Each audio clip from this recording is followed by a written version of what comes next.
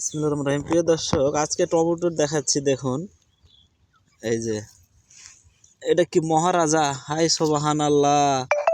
একটা থোকাতে কয়টা ধরেছে দেখেছেন টমেটো? দর্শক, টমেটো পাকছে গাছে। এই যে এটা টমেটোর জমি। কত টমেটো ধরে আছে এই জায়গাতে, দেখেন।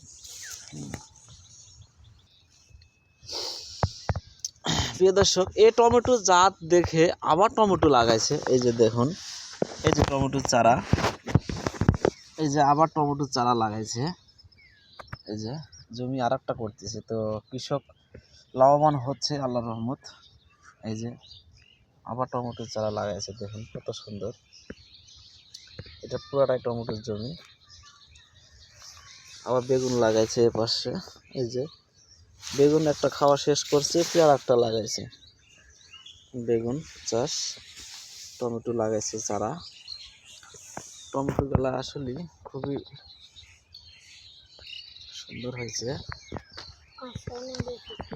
হ্যাঁ, এই যে এই যে এই যে গাছে দেখুন টমেটো ধরে আছে কি পরিমাণ। এই যে এই যে এই যে এই যে এই যে দেখুন, এই যে দেখুন, এই যে দেখুন টমেটো ধরে আছে।